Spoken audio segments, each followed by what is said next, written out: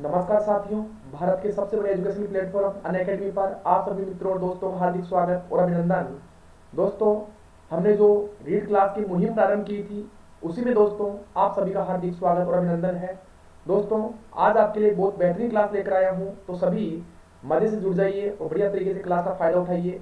दोस्तों, crack RPSC with India largest learning platform Unacademy जो आज भारत का सबसे बड़ा एजुकेशन प्लेटफॉर्म बन चुका है। तो दोस्तों, इस पर सबसे पहले आपको ये पता होना चाहिए किस प्रकार से इसको मोबाइल में ले सकते हैं। तो इसका लेने का बेहद ही आसान तरीका है। तो दोस्तों, इसे मोबाइल में लेने के लिए क्या करना पड़ता है, सबसे पहले गूगल प्ले स्टोर में जाएं और अनअकैडमी लर्निंग ऐप डाउनलोड करें और उसके बाद में मजे से अपने रजिस्टर्ड मोबाइल नंबर से रजिस्टर्ड करें और मजे से पढ़ाई करें और अपनी सफलता का मार्ग सुनिश्चित करें अनअकैडमी के साथ जुड़कर। दोस्तों, बेहद ही आसान है।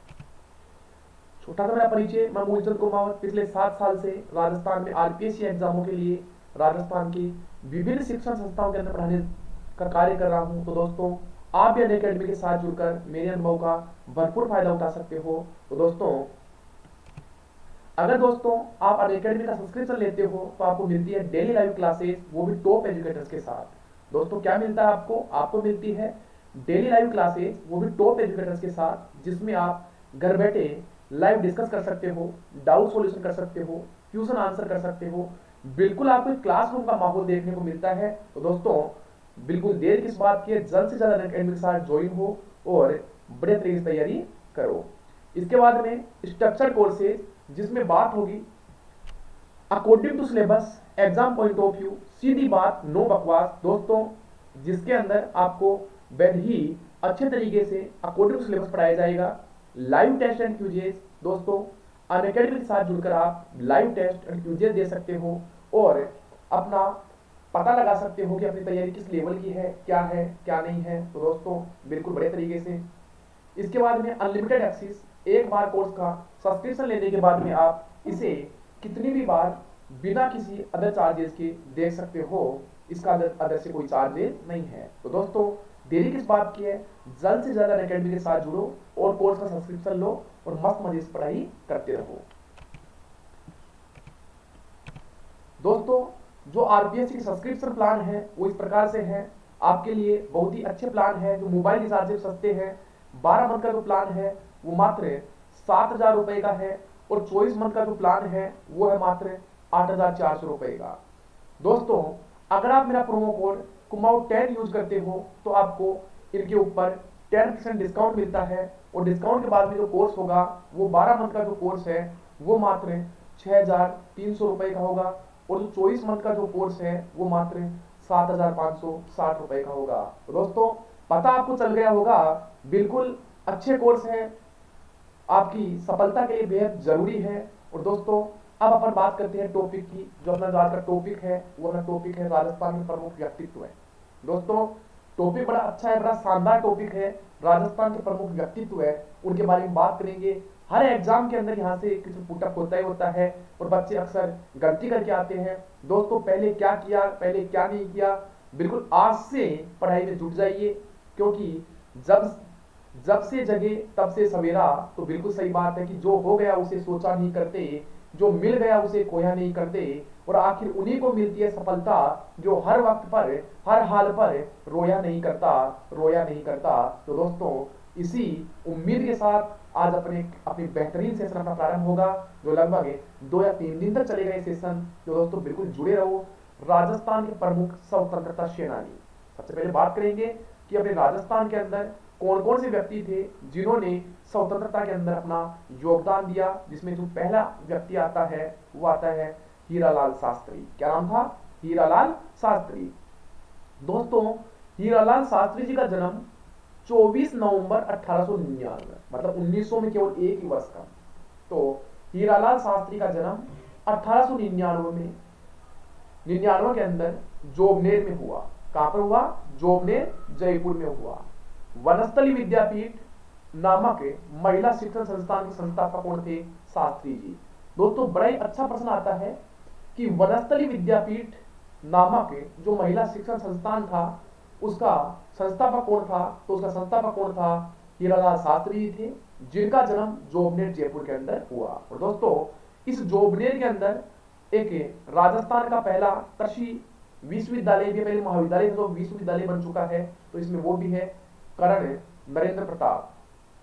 तो कर्ण नरेंद्र प्रताप जो कृषि विश्वविद्यालय है दोस्तों, वो भी कहां पर आपका, तो वो भी कहां पर है, जोबनेर जयपुर में है। चलो दोस्तों पूरी बात करते हैं। बिल्कुल ये थे हीरालाल शास्त्री, जो राजस्थान के पहले मनोनीत मुख्यमंत्री बने थे। भारतीय देशी राज्य लोक परिषद के प्रधानमंत्री, भारतीय देशी राज्य लोक परिषद के प्रधानमंत्री दोस्तों, जो राजस्थान के एकीकरण का चौथा चरण हुआ था 30 मार्च 1949 को, जो एकीकरण का चौथा चरण था 30 मार्च 1949 को, वृहद राजस्थान, नाम क्या था उसका, वृहद राजस्थान। दोस्तों बता देता हूं थोड़ा सा, मैं आपको देख लीजिएगा थोड़ा सा। एकीकरण का जो पहला चरण हुआ था वो हुआ था प्रथम चरण 18 मार्च 1948। दूसरा चरण हुआ था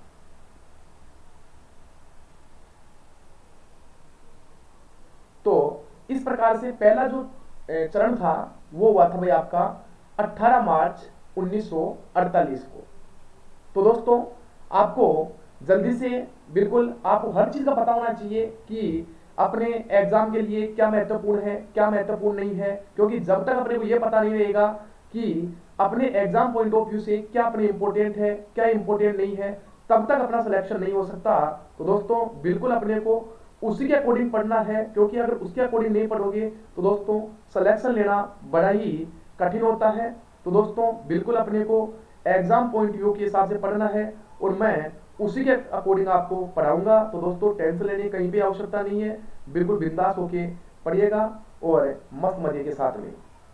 दोस्तों जो हीरालाल शास्त्री जी थे, मैंने बताया आपको कि उनका जो जन्म है, हीरालाल शास्त्री जी का जो जन्म है, तो उनका जो जन्म हुआ था वो जोबनेर जयपुर में हुआ था।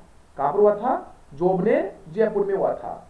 और दोस्तों जोबनेर जयपुर में इनका जन्म हुआ और भारतीय देशी राज्य लोक परिषद के प्रधानमंत्री बने। किसके बने, भारतीय देशी राज्य लोक परिषद के क्या बने थे, प्रधानमंत्री बने।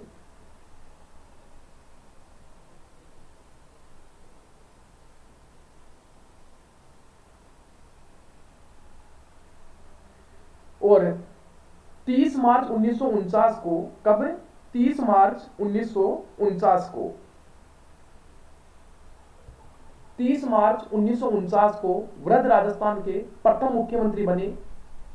टोंक जिले के निवाई तहसील के वनस्थली ग्राम में स्थित जीवन कुटीर नामक संस्था के संस्थापक शास्त्री जी थे। दोस्तों मैंने बताया आपको कि राजस्थान में जो पहला चरण हुआ था वो 18 मार्च 1948 को हुआ। दूसरा चरण जो हुआ था वो हुआ 25 मार्च 1948 को। और जो इसका तीसरा चरण हुआ, कौन सा, तीसरा चरण जो हुआ था दोस्तों, तो ये भी अपने को पता होना चाहिए कि कब हुआ था कब नहीं हुआ था, क्योंकि दोस्तों यहां से प्रश्न बड़े इंपॉर्टेंट पूछे जाते हैं एग्जामों के अंदर। तो तीसरा जो चरण हुआ वो हुआ 18 अप्रैल 1948। तो 1948 में 3 चरण हुए थे। और जो चौथा चरण था, चौथा चरण हुआ था 30 मार्च 1949 को। तो ये एकीकरण के 4 चरण थे, 18 मार्च 1948, 25 मार्च 1948, 18 अप्रैल 1948 और 30 मार्च 1949। जो 5वां चरण हुआ था वो 5 मई को हुआ था, 6वां चरण 26 अप्रैल 1950 को हुआ था और 7वां चरण 1 नवंबर 1956 को हुआ था। इस प्रकार से 7 चरण थे। तो दोस्तों जो इस 7वां चरण था, ये जो 7वां चरण था, पहले चरण का नाम था मत्स्य संघ, दूसरा था पूर्व राजस्थान, तीसरा संयुक्त राजस्थान, चौथा वृहद राजस्थान। तो इस वृहद राजस्थान के अंदर राजस्थान के जो मुख्यमंत्री है, जो हीरालाल शास्त्री हैं, ये राजस्थान के पहले मनोनीत मुख्यमंत्री बने थे।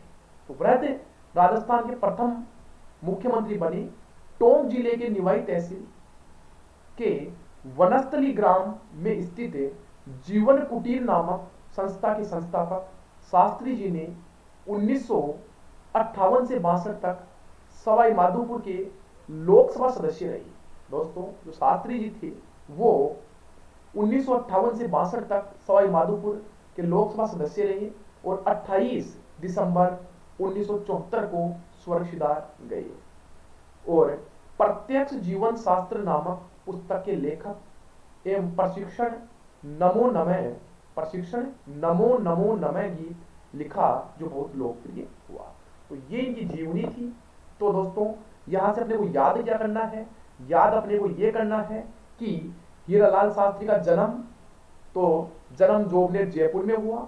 दोस्तों अगला प्रश्न क्या याद करना है, राजस्थान के पहले मनोनीत मुख्यमंत्री हीरालाल शास्त्री। इन्होंने वनस्थली विद्यापीठ जो पहले जीवन कुटीर नामक संस्था के नाम से चलती थी उसके संस्थापक थे। और एक ये किताब बहुत बार पूछी जाती है, प्रत्यक्ष जीवन शास्त्र है।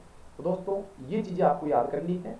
तो आगे देखते हैं, मोतीलाल तेजावत अगला जो व्यक्ति है जिसको बिलों का मसीहा, बिलों का बाबूजी आदि नामों से भी जाना जाता है, मोतीलाल तेजावत।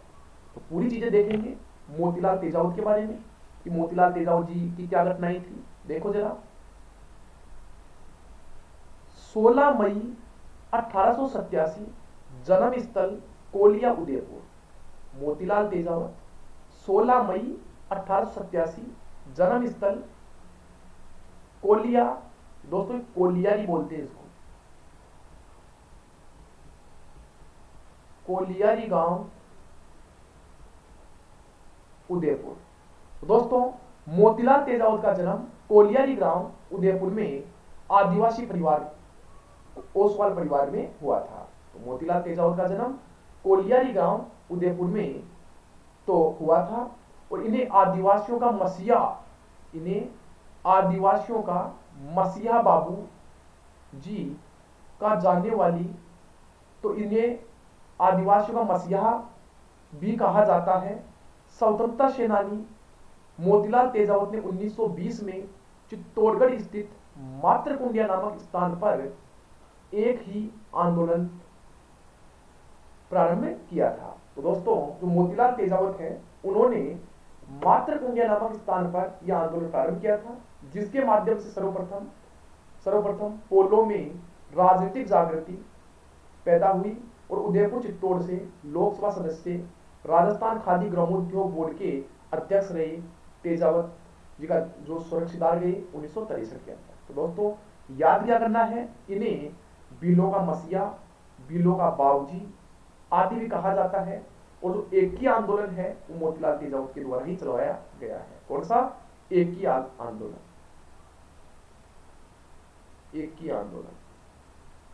तो दोस्तों ये भी अपने को पता होना चाहिए। और राजस्थान खादी ग्रामोद्योग बोर्ड के अध्यक्ष रहे तेजावत, दिसंबर 1963 को स्वर्गसिधार गए।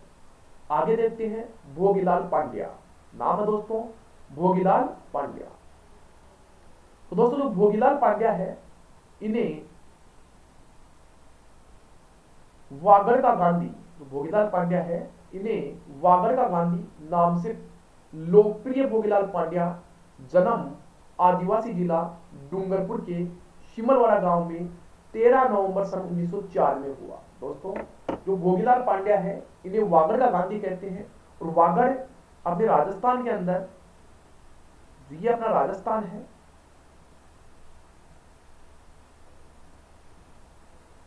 इस राजस्थान में जो ये क्षेत्र है ये वागड़ प्रदेश कहलाता है।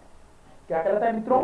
ये वागड़ प्रदेश कहलाता है। तो ये वागड़ का इस प्रदेश का गांधी कहते हैं, ये अपने पता होना चाहिए, वागड़ का गांधी। तो वागड़ का गांधी नाम से लोकप्रिय भोगीलाल पांड्या का जन्म आदिवासी जिला डूंगरपुर के शिमलवाड़ा गांव में 13 नवंबर सन 1904 में हुआ। इन्होंने आदिवासी समाज में आत्म स्वाभिमान, शिक्षा का प्रकाश, कुप्रथाओं से छुटकारा और जागरूकता का द्वीप प्रज्वलित किया। तो दोस्तों ये कुछ खास बातें थी मोतीलाल तेजावत जी की जो मैंने आपको बताई। वापस देख लेते हैं एक बार। दोस्तों बिल्कुल बिंदास तरीके से पढ़ते रहो, टॉपिक बड़ा ज्वलनशील है और आजकल ऐसे टॉपिकों में से ज्यादा प्रश्न पूछे जाते हैं जो रामदेव जी, गोगा जी ये सबको याद है। तो अपने को जो नए टॉपिक हैं उनके बारे में बात करनी है जो अक्सर बच्चे पढ़ते नहीं हैं। तो दोस्तों बात करते हैं, बड़ा गजब का टॉपिक है। आगे बात आती है 15 मार्च 1938। कब? 15 मार्च 1938 को डूंगरपुर में वनवासी सेवा संघ। दोस्तों बड़ा अच्छा प्रश्न है कि वनवासी सेवा संघ की स्थापना किसने की थी? तो भोगीलाल पांड्या। दोस्तों ऐसे भी याद कर सकते हो कि डूंगरपुर वाले जो आदिवासी लोग हैं, भील वगैरह है, वनों के अंदर रहते हैं, तो वनवासी संघ सेवा संघ की जो स्थापना की थी वो भोगीलाल पांड्या ने की थी। कब? 15 मार्च 1938 को।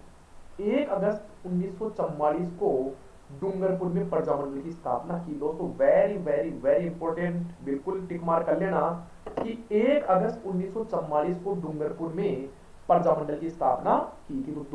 तो डूंगरपुर प्रजामंडल की स्थापना किसने की थी? तो दोस्तों डूंगरपुर प्रजामंडल की स्थापना भोगीलाल पांड्या ने की थी। किसने की थी? भोगीलाल पांड्या ने की थी।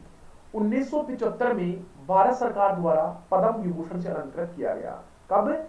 1975 में भारत सरकार द्वारा पद्म विभूषण से इनको अलंकृत किया गया था। दोस्तों 4 पुरस्कार होते हैं, याद रखना। भारत रत्न,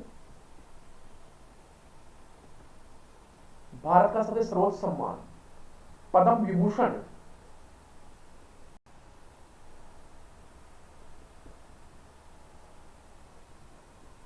दूसरा सर्वोच्च सम्मान पद्म भूषण,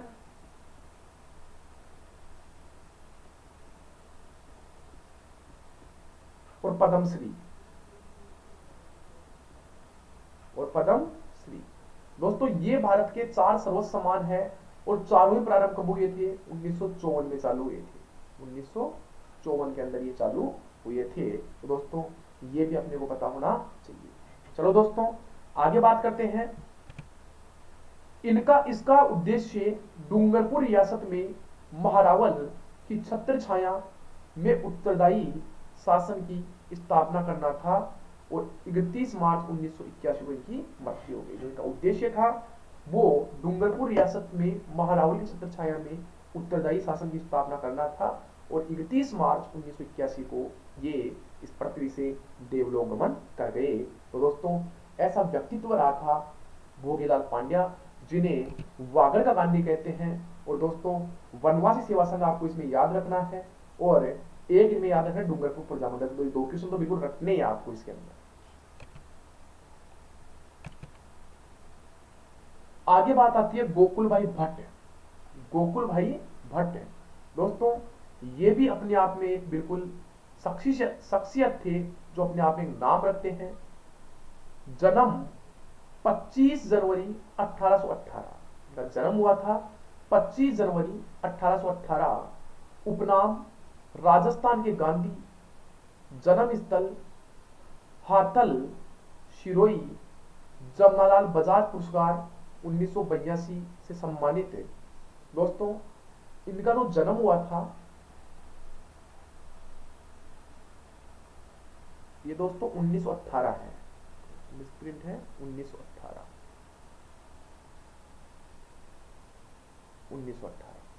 जन्म 25 जनवरी 1918। उपनाम राजस्थान के गांधी। दोस्तों वागड़ के गांधी जो थे वो तो थे भोगीलाल पांड्या और राजस्थान के गांधी के नाम से प्रसिद्ध थे गोकुल भाई भट्ट। तो राजस्थान के गांधी। जन्म स्थल हाथल सिरोही। कहां पर था गोकुल भाई भट्ट का जन्म? सिरोही। जमनालाल बजाज पुरस्कार 1982 सम्मानित भट्ट जी में 1972 से 1981 तक मद्य निषेध के लिए अथक प्रयास किया। सन 1948 ईस्वी में राष्ट्रीय कांग्रेस अधिवेशन के स्वागत अध्यक्ष भट्ट जी ने सिरोही राज्य में प्रजामंडल की स्थापना की। तो दोस्तों सीधी सी बात एक याद करनी है कि सिरोही में प्रजामंडल की स्थापना किसने की थी? तो सिरोही में प्रजामंडल की स्थापना की थी गोकुल भाई भट्ट, जिन्हें राजस्थान गांधी कहते हैं। तो सिरोही के अंदर प्रजामंडल की स्थापना की एवं राजपुताना प्रांतीय देशी राज्य प्रजा परिषद के अध्यक्ष पद को सुशोभित किया। आबू का राजस्थान में विलय उनके प्रयासों से ही हुआ था। दोस्तों जो माउंट आबू है उसका राजस्थान में जो विलय है वो गोकुल भाई भट्ट के प्रयासों से ही हुआ था, तो ये भी अपने को पता होना चाहिए, अच्छा प्रश्न बनता है। अगला है मोहनलाल सुखाड़िया। दोस्तों अपने आप में एक शख्सियत जो जाने माने व्यक्ति हैं, जिन्हें आधुनिक राजस्थान का निर्माता कहा जाता है। मोहनलाल सुखाड़िया, जिन्हें आधुनिक राजस्थान का निर्माता,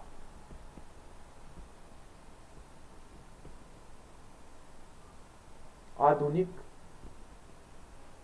राजस्थान का निर्माता।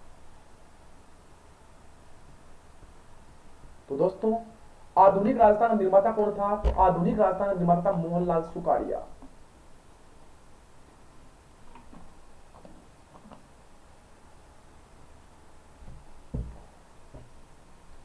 जन्म 31 जुलाई 1916। जन्म जो हुआ था इनका वो हुआ था 31 जुलाई 1916। जन्म स्थल नाथद्वारा राजसमंद, कहां पर? राजस्थान के नाथद्वारा राजसमंद में इनका जन्म हुआ। और राजस्थान के निर्माता मोहनलाल सुखाड़िया, राजस्थान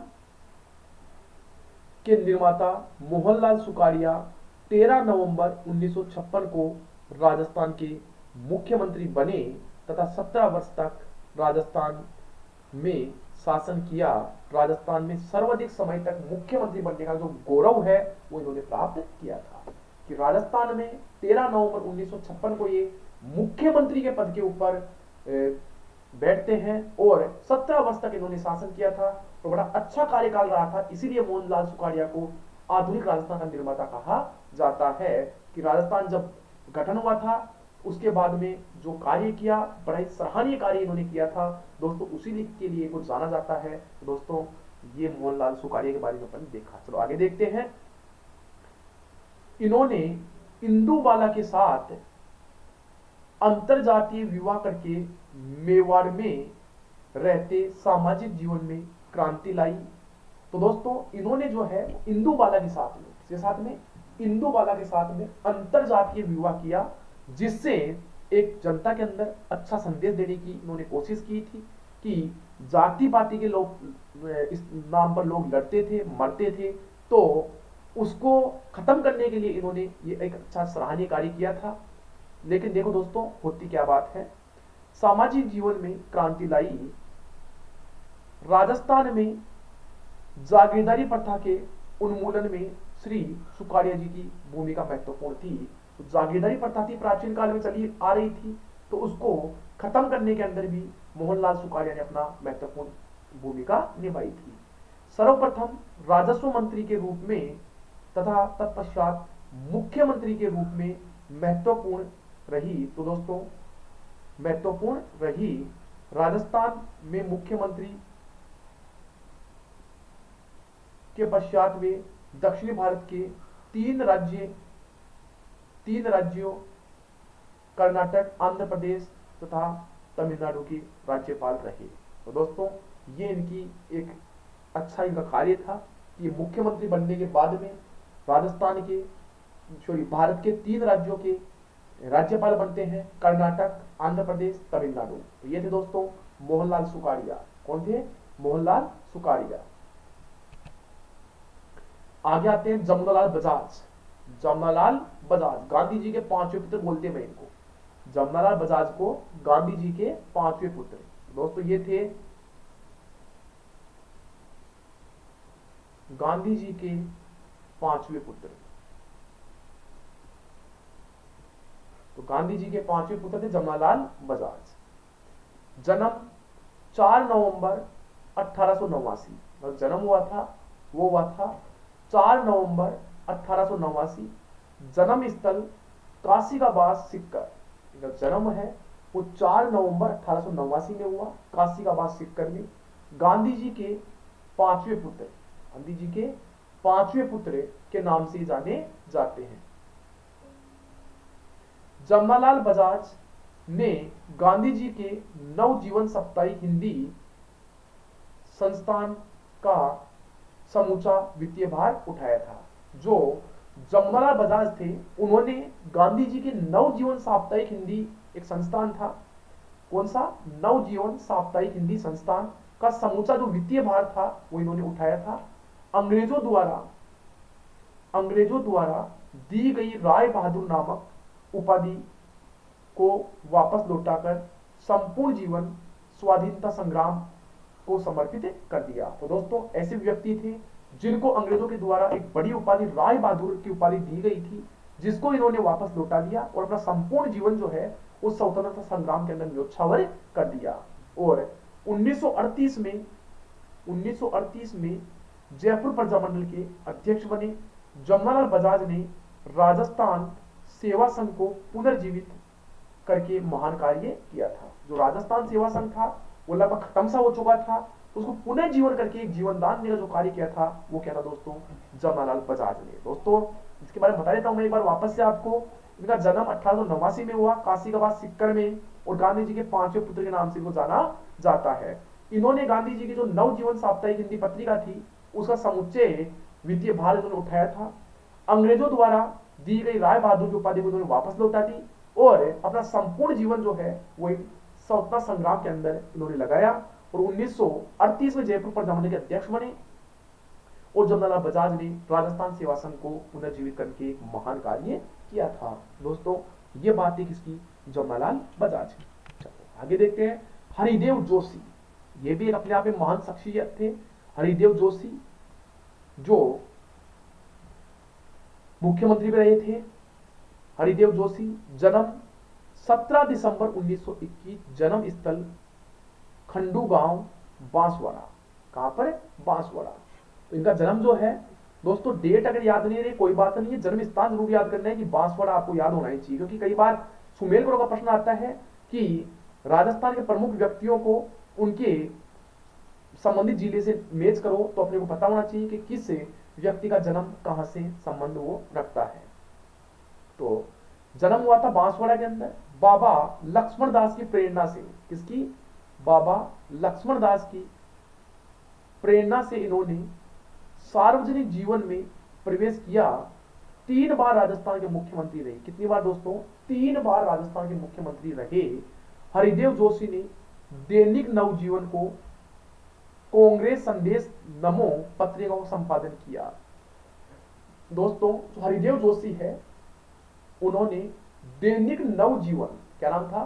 दैनिक नवजीवन को कांग्रेस और कांग्रेस संदेश नमो पत्रिकाओं का संपादन इन्होंने किया। डूंगरपुर के आदिवासियों को राष्ट्रीय आंदोलन के लिए जागृत करने का महत्वपूर्ण कार्य इन्होंने किया। तो डूंगरपुर के आदिवासी समाज थे, उनको इन्होंने राष्ट्रीय आंदोलन करने के लिए प्रेरित भी इन्होंने किया था। तो ये भी एक महत्वपूर्ण प्रश्न अच्छा बनता है आपके एग्जाम्पल तो। अगला आता है दोस्तों रामनारायण चौधरी। दोस्तों इसके बारे में आपको डिटेल बताता हूं आपको। रामनारायण चौधरी का जो जन्म है वो नीमका थाना सीकर में हुआ था। कहां पर हुआ था? नीमका थाना सीकर में इनका जन्म हुआ था। दोस्तों खास बात यह है कि जो रामनारायण चौधरी है, जो बेंगू किसान आंदोलन है उसमें महत्वपूर्ण भूमिका इन्होंने निभाई थी। कौन से आंदोलन में? बेंगू किसान आंदोलन में इन्होंने महत्वपूर्ण भूमिका निभाई थी। जन्म 1800 ईस्वी में। जन्म कब? 1800 ईस्वी। जन्म स्थल नीमका थाना सीकर। जन्म स्थल जो था इनका वो नीमका थाना सीकर।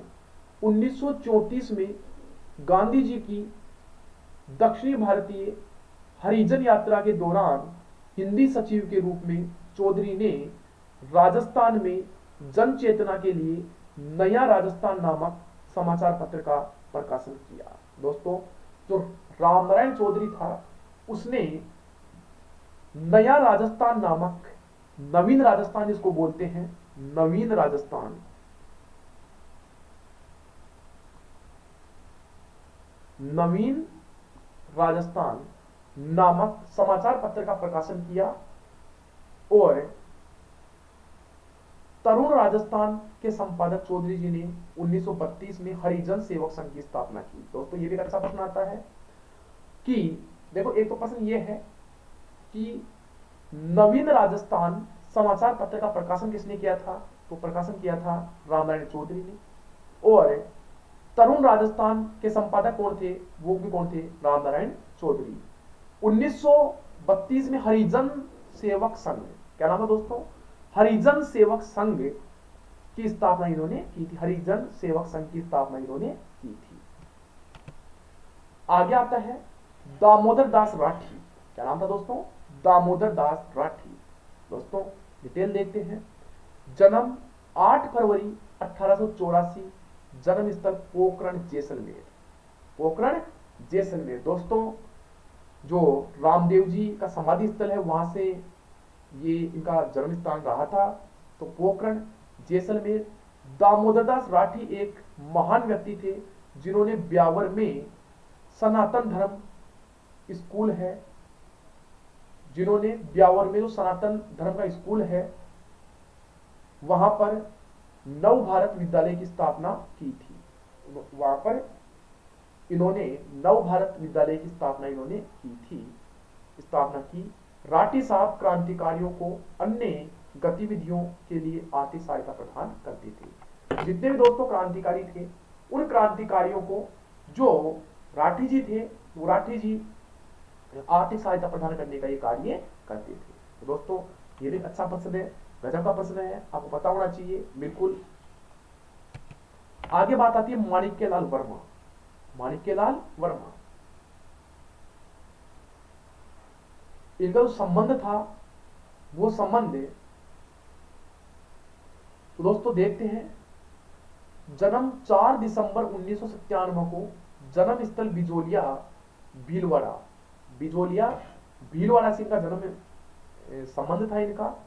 मेवाड़ का वर्तमान शासन। दोस्तों ये एक इंपॉर्टेंट पुस्तक है, मेवाड़ का वर्तमान शासन नामक पुस्तक के प्रकाशन जो प्रकाशक थे वो कौन थे? माणिक्यलाल वर्मा थे। जन्म इनका हुआ था 4 दिसंबर 1891 बिजोलिया भीलवाड़ा में। और मेवाड़ का वर्तमान शासन, क्या नाम था दोस्तों? मेवाड़ का वर्तमान शासन नामक पुस्तक के प्रकाशक ये रहे थे।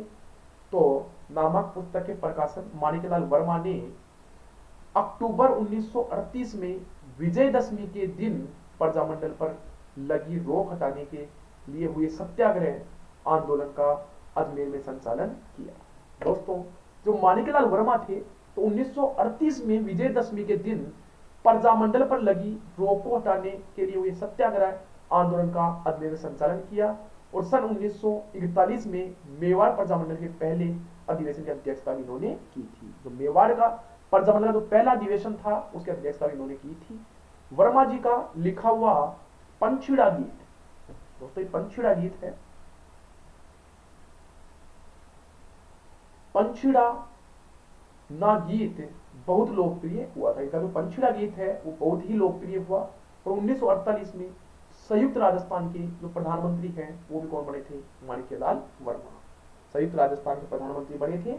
और 1963 में राजस्थान खाद्य ग्रामोद्योग बोर्ड के अध्यक्ष भी ये रहे थे। 1963 में जो खादी ग्रामोद्योग जो बोर्ड था उनके अध्यक्ष भी रहे थे माणिक्यलाल वर्मा। तो दोस्तों ये भी एक अच्छा गजब का क्वेश्चन आपके एग्जाम पॉइंट ऑफ व्यू से बनता है।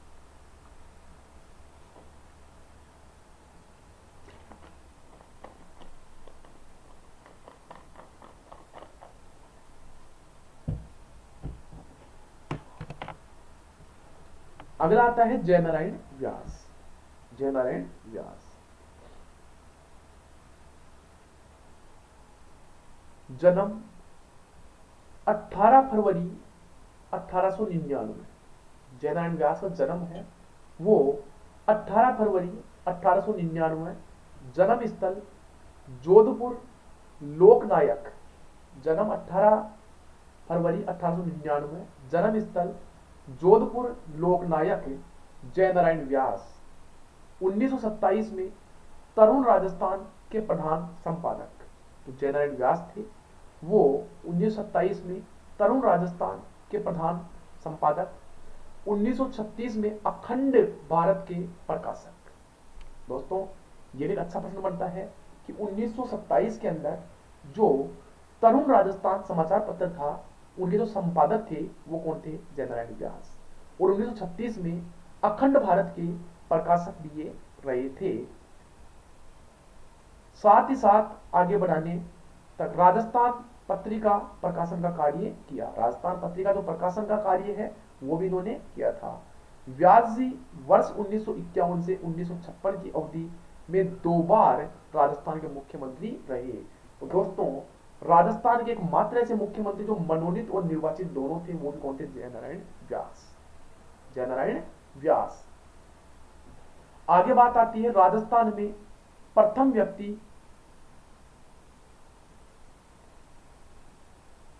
तो राजस्थान में प्रथम व्यक्ति जिन्होंने सामंतशाही के विरुद्ध संघर्ष किया। दोस्तों राजस्थान के ऐसे व्यक्ति जिन्होंने सामंतशाही के विरुद्ध संघर्ष किया एवं जागीरदारी प्रथा समाप्त करने की आवाज उठाई, और जागीरदारी प्रथा समाप्त करने की इन्होंने आवाज उठाई थी, और भारत सरकार के सदस्य की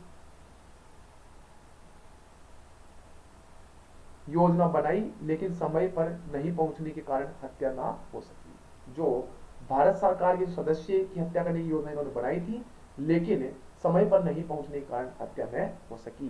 तो ये थे जयनारायण व्यास। कौन थे? जयनारायण व्यास। आगे दोस्तों बलवंत सिंह मेहता। कौन थे? बलवंत सिंह मेहता। बलवंत सिंह मेहता जो थे दोस्तों, ये ऐसे व्यक्ति थे जो राजस्थान की ओर से संविधान सभा के अंदर शामिल हुए थे, और राजस्थान के मात्र व्यक्ति जिन्होंने संविधान के ऊपर हस्ताक्षर किए थे, तो वो कौन थे? बलवंत सिंह मेहता।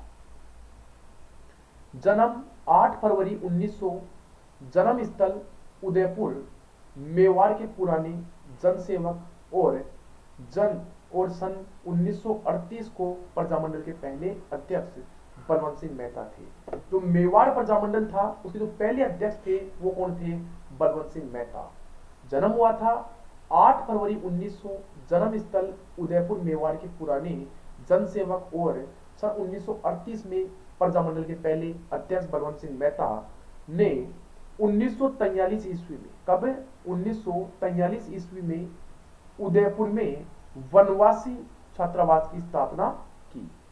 इन्होंने उदयपुर में वनवासी छात्रावास की स्थापना की और मूल संविधान पर हस्ताक्षर करने वाले पहले राजस्थानी, तो बताया था आपको, तो ये थे बलवंत सिंह मेहता।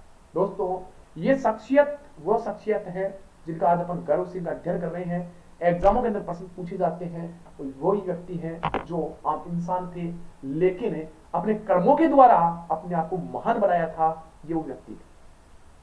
तो दोस्तों आपको भी वही करना है जो इन्होंने काम किया, उतना भी नहीं तो कम से कम इतना तो करना कि सम्मान पूर्वक अपना जीवन व्यतीत कर सको, कि लहरों से डरकर नौका पार नहीं होती, कोशिश करने वालों कभी हार नहीं होती। तो दोस्तों वही बात है, कोशिश करोगे तो कोशिश करने से सफलता मिलती है, और अगर हार कर बैठ गए तो जीवन में कभी सफलता प्राप्त नहीं हो सकती। दोस्तों मेरा कहना एक ही है कि हमेशा अपना कर्म करते रहो, फल की इच्छा मत करो, फल अपने आप मिलेगा। जब मेहनत आपकी होगी तो भगवान को फल देना पड़ेगा, अपने आप देना पड़ेगा, और लेकिन आप मेहनत नहीं करोगे तो दोस्तों आप भगवान को भी दोषी नहीं ठहरा सकते कि मेरे साथ ऐसा क्यों किया। इसलिए दोस्तों सूर्य की तरह अगर चमकना है तो पहले सूर्य की तरह जलना सीखो। सूर्य की तरह अगर तपोगे जलोगे तो अपने आप चमकोगे। बिल्कुल ये कहने की आवश्यकता नहीं होती है। और जो आपके माता पिता ने आपके लिए सपना देखा है उस सपना को बिल्कुल साकार करना है। और बिल्कुल दोस्तों कंटेंट सॉलिड है, आराम से पढ़ते रहो, और ऐसे प्रश्न एग्जामों के अंदर पूछे जाते हैं। दोस्तों बलवंत सिंह मेहता के बारे में अपने पढ़ा कि मेवाड़ प्रजामंडल के अध्यक्ष बने थे, और उदयपुर में वनवासी छात्रावास की स्थापना की, और संविधान के ऊपर हस्ताक्षर करने वाले पहले राजस्थानी बलवंत सिंह मेहता। बताओ दोस्तों अगर क्लास अच्छी लग रही है तो क्लास को शेयर करो, चैनल को सब्सक्राइब करो और लाइक करो, और अपना कोई सुझाव हो तो कमेंट्स बॉक्स आपके लिए खुला है, बिल्कुल आपका हार्दिक स्वागत है, आप बिल्कुल उसमें लिखो। हरिभाऊ उपाध्याय, क्या नाम था दोस्तों? हरिभाऊ उपाध्याय। जन्म 9 मार्च 1893 में। जो हरिभाऊ उपाध्याय है इनका जन्म हुआ था 9 मार्च 1893 में। कब हुआ था? 9 मार्च 1893 में। जन्म स्थल बोरासा, ग्वालियर एमपी। कहां पर हुआ था? ग्वालियर एमपी। हरिभाऊ उपाध्याय ने वाराणसी में, कहां पर? वाराणसी में रघुवर नामक मासिक पत्रिका का संपादन किया। दोस्तों हरिभाऊ उपाध्याय थी, इनका जन्म जो है वो ग्वालियर एमपी में हुआ था, लेकिन राजस्थान के साथ इनका क्या संबंध रहा था उसके बारे में अपन देखते हैं कि राजस्थान में इन्हें शख्सियत क्यों माना जाता है। तो ग्वालियर एमपी में इनका जन्म हुआ। हरिभा उपाध्याय ने वाराणसी में रघुवर नामक मासिक पत्रिका का संपादन किया। 1916 से 1919 तक महावीर प्रसाद द्विवेदी के साथ सरस्वती नामक पत्रिका का संपादन किया। इसके बाद में इन्होंने नमक सत्याग्रह के दौरान उपाध्याय को राजस्थान का प्रथम डॉक्टर बनाया और उसके नेतृत्व में अजमेर में नमक कानून का उल्लंघन किया गया। हरिभा उपाध्याय ने रास्ता साहित्य मंडल हट्टुंडी गांधी आश्रम महिला शिक्षा सदन की स्थापना की। दोस्तों एक प्रश्न पूछा जाता है कि साहित्य मंडल हट्टुंडी गांधी आश्रम महिला शिक्षा सदन की स्थापना किसने की थी? तो ये हरिभाई उपाध्याय ने की थी 1952 में। अजमेर राज्य में प्रथम मुख्यमंत्री बने थे। दोस्तों तो ये 1952 के अंदर अजमेर राज्य में प्रथम मुख्यमंत्री बने। 1916 में पद्म श्री से ये सम्मानित हुए थे। तो ये भी अपने को थोड़ा सा पता होना चाहिए। राव गोपाल सिंह खरवा देखते दोस्तों, राव गोपाल सिंह खरवा की क्या कहानी थी। राजपूताने में वीर भारत सभा के नाम से कुछ सैनिक संगठन बनाया गया था। तो राजपूताने में वीर भारत सभा के नाम से कुछ सैनिक संगठन बनाया गया था, जिसके संस्थापक एवं संचालन केसी सिंह बारट के साथ गोपाल सिंह खरवा ने किया था। तो दोस्तों वीर भारत सभा के नाम से एक सैनिक संगठन था, जिसके संस्थापक जो थे तो केसी सिंह बारट थे। उनके साथ ही मिलकर खरवा के राव गोपाल सिंह का महत्वपूर्ण योगदान था। क्रांतिकारियों को धन एवं शस्त्र दिलाने का कार्य राव गोपाल सिंह ने किया था। जो क्रांतिकारी थे उनको धन और उनको जो शस्त्र है वो देने का जो कार्य है वो इन्होंने किया था। और बात आगे आती है 21 फरवरी 1915 को तय की गई सशस्त्र क्रांति में राजपूताना राव गोपाल सिंह खरवा एवं सेठ दामोदरदास राठी को ब्यावर और भूप सिंह को अजमेर नसीराबाद पर कब्जा करने का कार्य सौंपा गया था। जो राजपूताना का जो राव गोपाल सिंह खरवा और सेठ दामोदरदास राठी थे उनको ब्यावर, और भूप सिंह जो था जिनका विजय सिंह पथिक भी कहा जाता है, इनका जो मूल नाम जो विजय सिंह पथिक का वो भूप सिंह ही था, को अजमेर नसीराबाद पर कब्जा करने का कार्य सौंपा गया था। आगे आता है गोविंदगिरी। दोस्तों जो गोविंदगिरी है, इन गोविंदगिरी का जो जन्म है वो दोस्तों बांशिया ग्राम डूंगरपुर में हुआ था।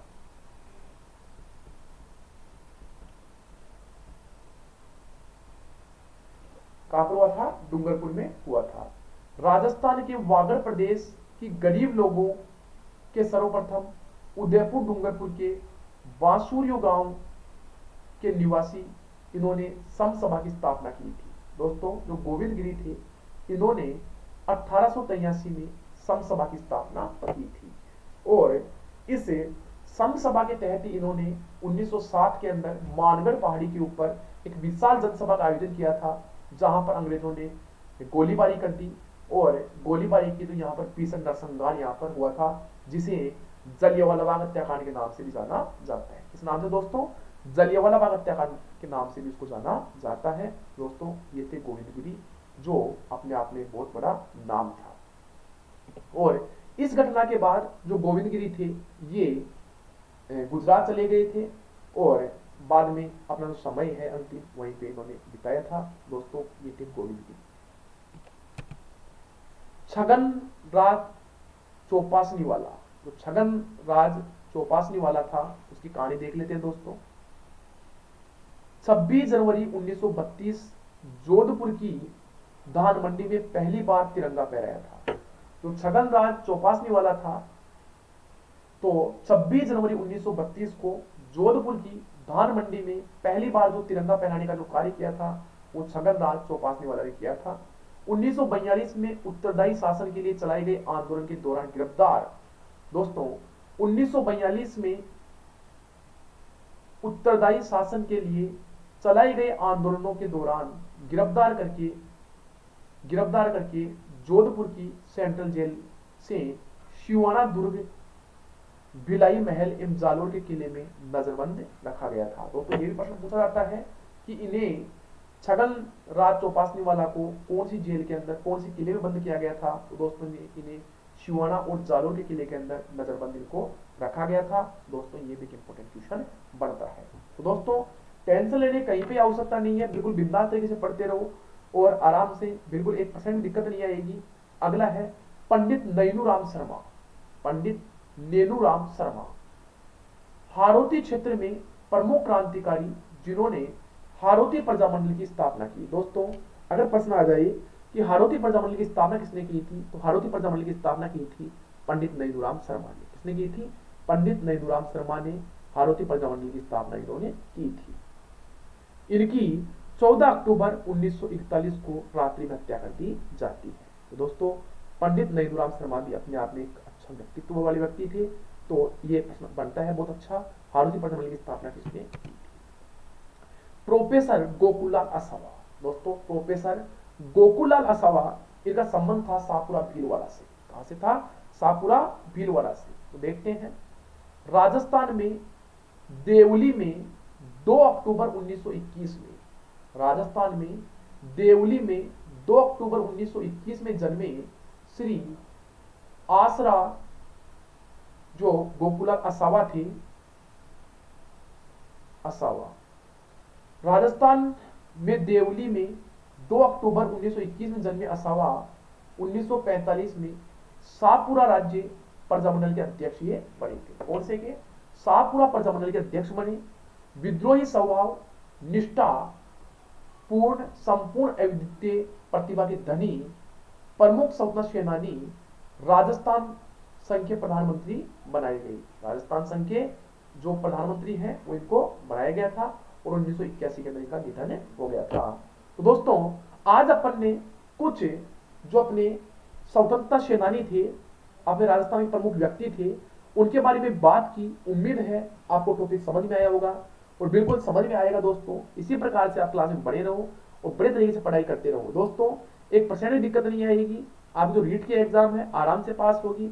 चलते रहोगे पथ पर तो चलने में माहिर बन जाओगे। चलते रहोगे पथ पर तो चलने में माहिर बन जाओगे।